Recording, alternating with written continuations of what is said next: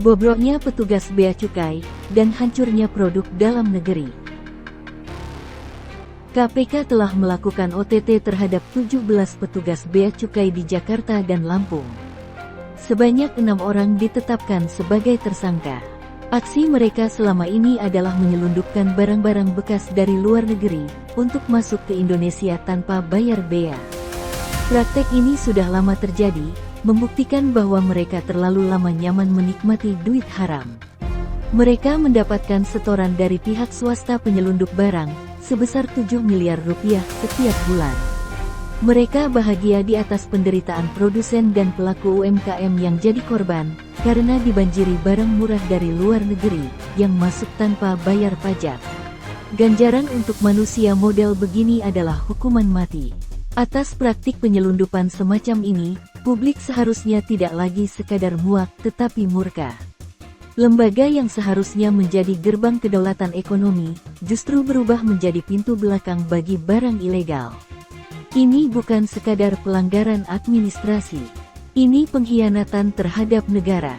Tugas bea cukai jelas, mengawasi arus barang, menegakkan aturan kepabeanan, dan melindungi kepentingan ekonomi nasional.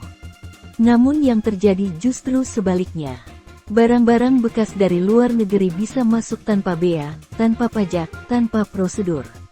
Negara dirugikan, hukum dilecehkan, dan pasar domestik dihancurkan, dari dalam oleh orang yang digaji untuk menjaganya.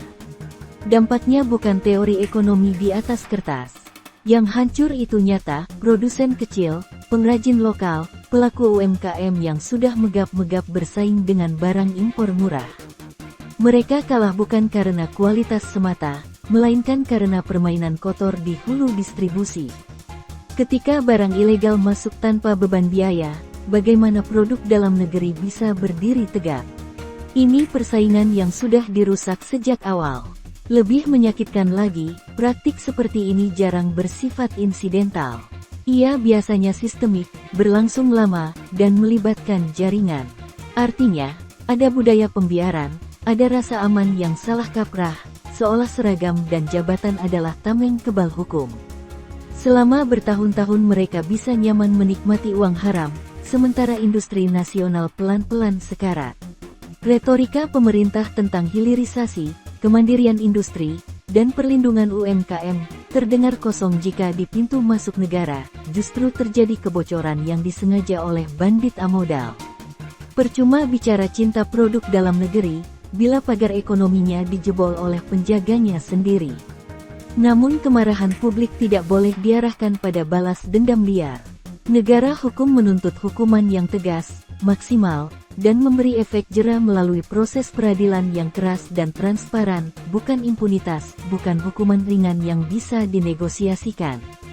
Penyitaan aset, pemiskinan koruptor, pemecatan tidak hormat, dan penjara berat jauh lebih bermakna bagi keadilan publik daripada sekadar sensasi sesaat. Yang dibutuhkan sekarang bukan hanya penindakan, tetapi pembersihan menyeluruh. Jika bea cukai tetap busuk, maka semua pidato tentang kebangkitan industri nasional hanyalah slogan. Dan rakyat semakin paham satu hal pahit, kadang ancaman terbesar bagi ekonomi negara bukan datang dari luar, melainkan dari dalam kantor pemerintah sendiri.